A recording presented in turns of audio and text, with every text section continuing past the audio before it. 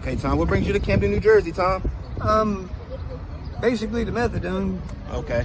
Like I started coming here because of the dope, but Right. now I'm stuck up here on with the liquid handcuffs. You know what I mean? Like I can't get off it because I'll just go right back to dope. Right. But I live on the street, not one leg, getting ready to lose the other one. They got some crap called Charco. Wow. You want to see it? I got a hole in my foot. Yeah. You want to see it? Show it, yeah. That's it. Ooh, it's a hole? Yeah, baby. Wow. And they won't do shit at Cooper. At the hospital? Yeah, at the hospital they say it's just that I'm shooting up in my foot. I don't shoot up in my foot. Yeah. But, you know, life goes on. Okay. Just trying to have a good life, you know? Right. People around here, they're real good to me. They help me out a lot, especially east, south. No, everybody's nice to me, man. Everybody's nice to you here. That's great. Yeah. That's great, Tom. That's great, Tom. Like, great people out here, man. But, you know, I screwed up. Done been through. My wife died at 28 years old from an aneurysm at Cooper. Mm-hmm. Mom died from COVID, excuse me. She died from COVID. Right. That freaked me out because she was right next to me. I didn't get COVID.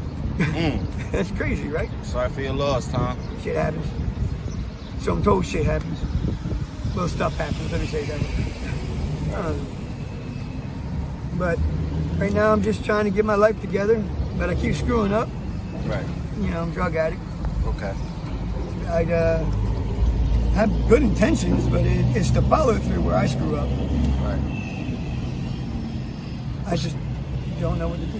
What's next? What's your choice of drug, Tom? Right now it's hard. I guess crack. Crack. Crack cocaine. Okay. But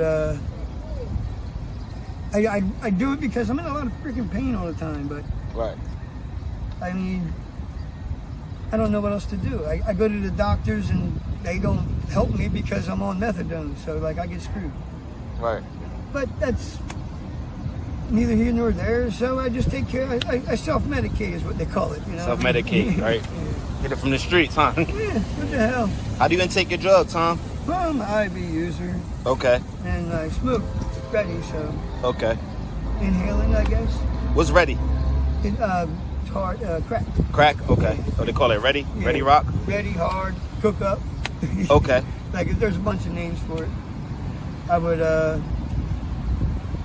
love to get my life together, but right now I'm finding hard things to like make me want to.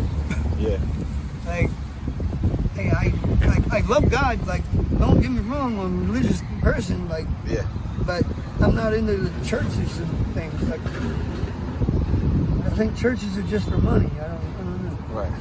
But I make it, and if my life story can help anybody, I gladly tell it. Like, Absolutely. I grew up in South Philly, ended up in California somehow, then back here, then Florida, then here, and now I'm here again. But I plan on staying in Jersey because fuck it, my hood. You know? Yeah, I feel you. Like I can go from here to Newark. Everybody know me. You said Newark? Yeah, Newark. Yeah, Okay, yeah, Newark, New Jersey, okay. We did a couple interviews out there too as well. Yeah. Yep, Newark, New Jersey, Kensington, Philadelphia. Oh, yeah? Yeah, we've been all around the board, all time media. That's awesome. Can you speak on your childhood? Oh, my childhood? It Yes. was all right. Well, like I learned how to sling by the time I was 9. I was out there selling fucking dope. I didn't even know what dope was. You know what I mean? 9 years old? Okay. Yeah, I was just selling the shit because my pops, he was screwed up too. Yeah. But had to make money, right? Right. Bills had to be paid. So I did what we had to do. I had 3 older brothers, so like people didn't fuck with us. And they did, you know.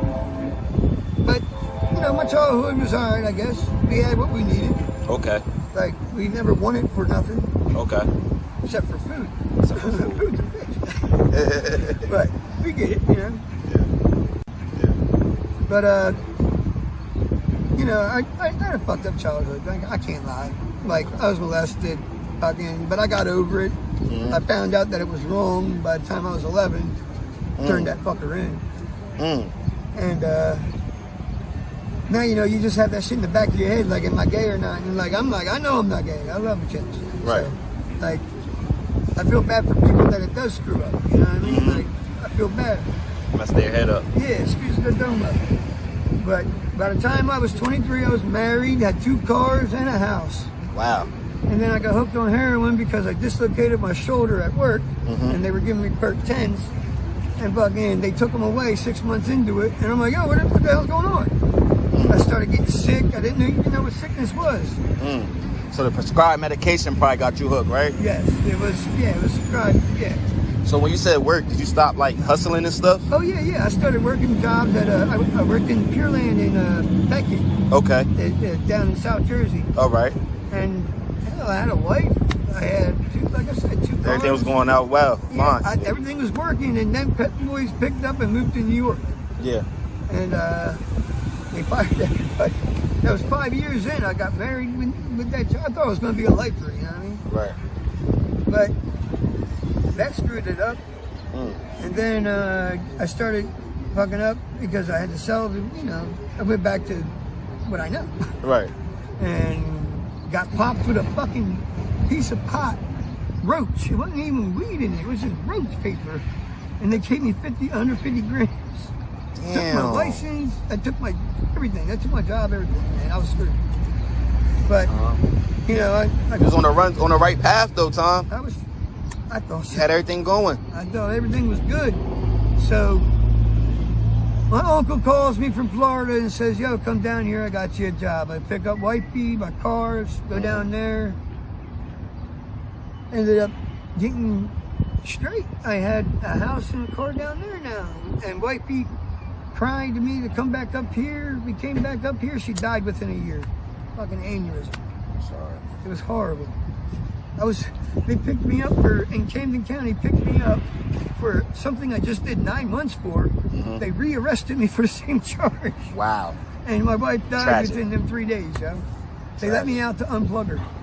It was mind-boggling. And how old were you when your wife passed away, Tom? I was 33.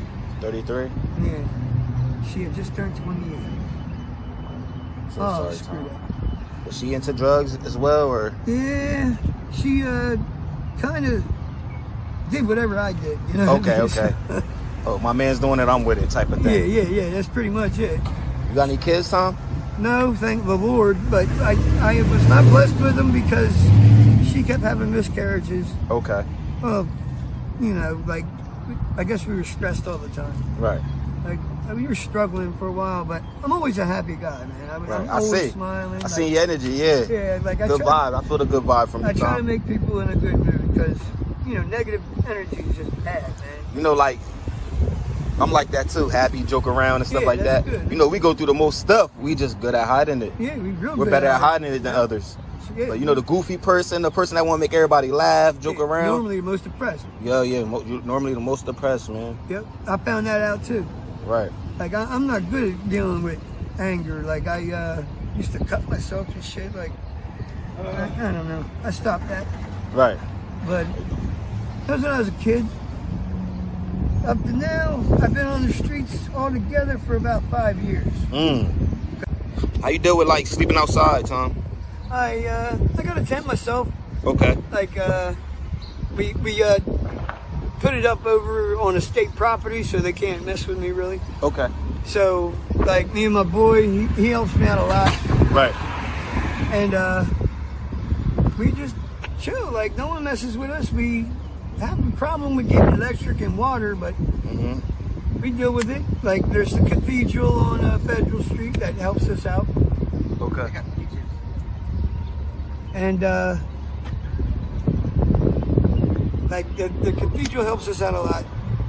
Joseph's, which is right across the street, is a great place, but they won't take me because I'm in a wheelchair and their insurance won't. And that's the homeless shelter, right? Yeah. So the homeless shelter won't take you because you're in a wheelchair.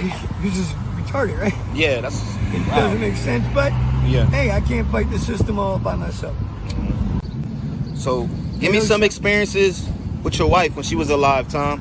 When my wife was alive, we ended up out here on the street, and some girl talked her into tricking because it was faster money than I could make because I was scrapping.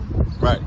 And she came home with $100 and was like, "Yeah, let's go get a bundle." And I was like, "Where the hell did you get it?" She was like, "Don't worry about that. I was sick. I didn't care."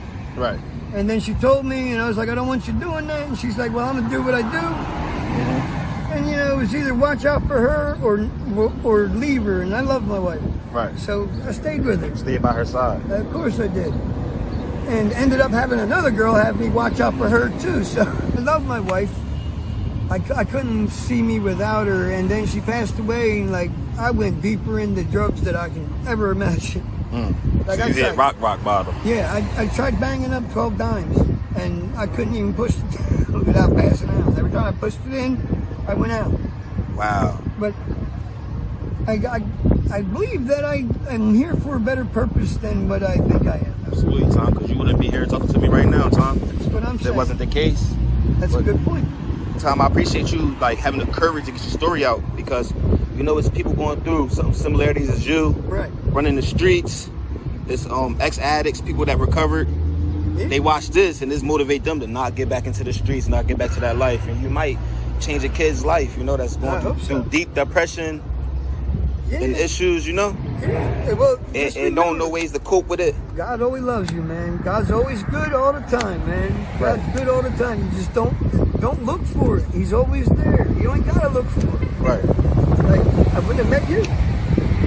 Like, and get the story out there. Hopefully it does. Hopefully it helps someone and like it changes their life. Life is good. Thank you so much for your time, Tom. Not a problem. All Time Media. We appreciate you.